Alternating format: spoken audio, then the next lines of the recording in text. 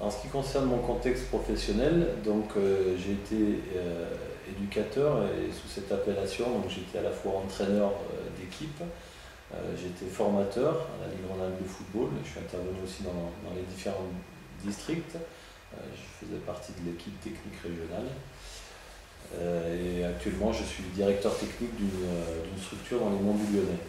Donc, ce qui a guidé cette évolution de mon parcours professionnel, je suis épris de liberté d'échange et donc je pense que c'est des éléments importants de développement personnel et d'épanouissement. Et pour faire évoluer les personnes qu'on a sous notre responsabilité, donc je pense que c'est des valeurs, des éléments importants et donc il faut être capable d'évoluer soi-même pour qu'on puisse prendre en charge les différentes personnes et les faire évoluer. Donc à travers mon rôle d'éducateur, comme je vous l'ai dit précédemment, ce qui est important, c'est la capacité d'évoluer soi-même, hein, si on veut être en capacité de prendre en charge les personnes et de faire évoluer les autres. Alors en ce qui concerne le monde du football, on peut avoir différents regards. Un regard sur le monde fédéral et le foot business, même si j'associe pas forcément les deux. On peut avoir un regard sur le club sportif et puis on peut avoir aussi un regard sur le jeu lui-même. Donc moi je me suis attaché dans mon parcours à agir en contexte et donc agir en contexte permet de connaître au mieux le football et donc j'ai agi en contexte de club associatif et de travail de recherche sur le jeu. Donc en ce qui concerne le jeu, et notamment la pédagogie, parce que là on est là pour trouver des moyens et des éléments pour transmettre, actuellement, je dirais actuellement, mais il y a de ça depuis quelques années, il y a quand même un décalage entre ce qui sort au niveau théorique et ce qui se pratique sur le terrain. On voit véritablement un décalage très important entre ce qu'on sait sur le fonctionnement de l'individu, sa capacité à acquérir des connaissances, et ce que l'on met en pratique sur le terrain.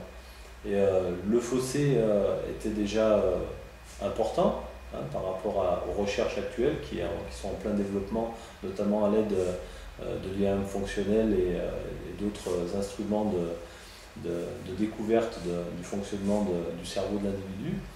Et ce qui concerne la pédagogie, ce que je trouve le plus regrettable, c'est qu'on est en train de transmettre aux futurs éducateurs des recettes, des éléments, et on ne leur transmet pas pourquoi et comment ça se passe chez l'individu.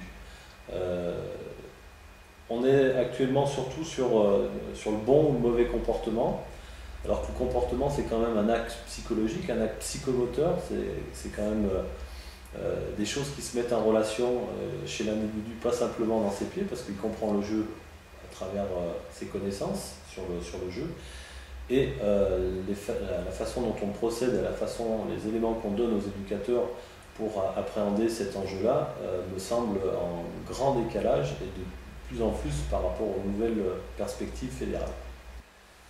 Alors actuellement, dans ce qui est proposé au niveau de la fédération, on est en train d'avoir un habillage politique sur les formations.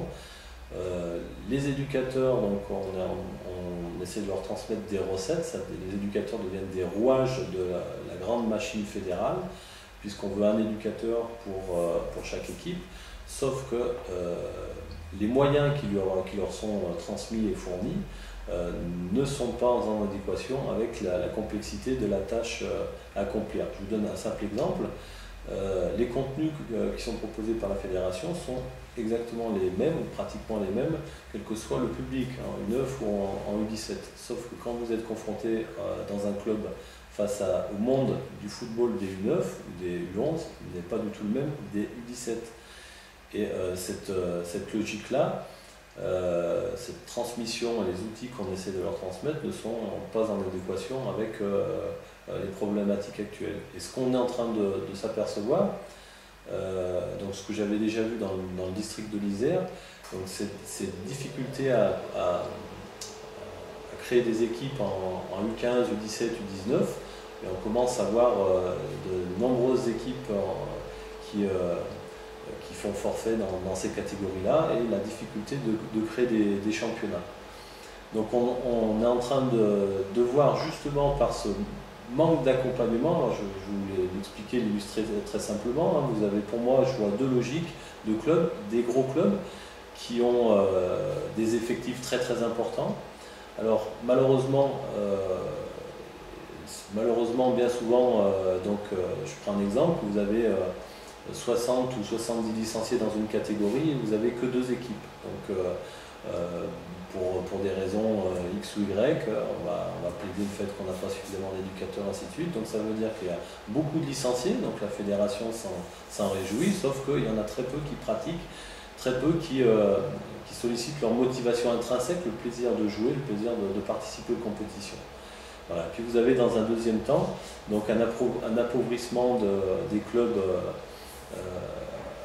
avec peu d'effectifs et la difficulté de mobiliser des jeunes pour créer des équipes, donc ce qui fait qu'on a des championnats réduits, des équipes qui périclitent et une difficulté de développement des clubs avec, quand on perd une catégorie, c'est très difficile de faire le lien et de garder les licenciés chez soi. Donc je pense que cette formation, cette non prise en compte d'une particularité de catégorie, d'une façon d'enseigner, la prise en compte de comportements, la mise en lien de comportements, de théorie et du fonctionnement de l'individu. Et donc c'est des choses qui sont complexes, mais c'est des choses, je pense, qu'il faut enseigner, qu'il faut faire prendre conscience que un U9 et le monde des U9 n'est pas le monde des U17, fait que cette non prise en compte de la complexité de l'environnement met en difficulté et en danger les clubs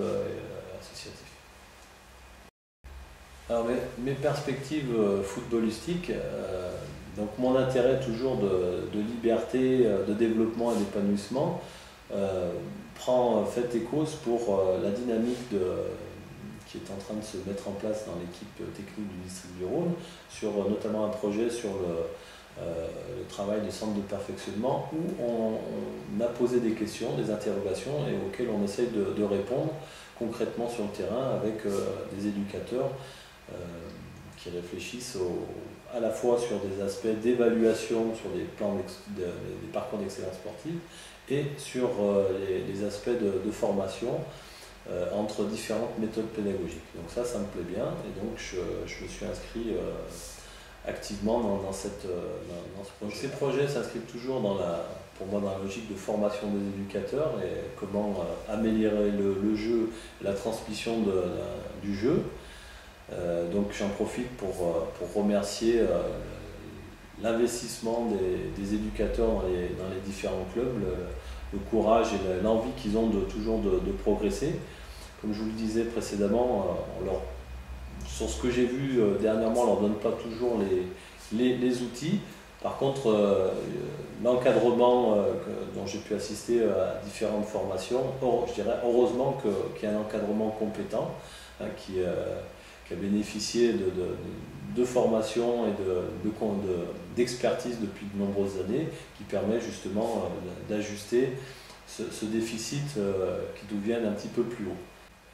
Je voulais remercier la commission technique du district de Rhône d'avoir pu m'exprimer au travers de la newsletter.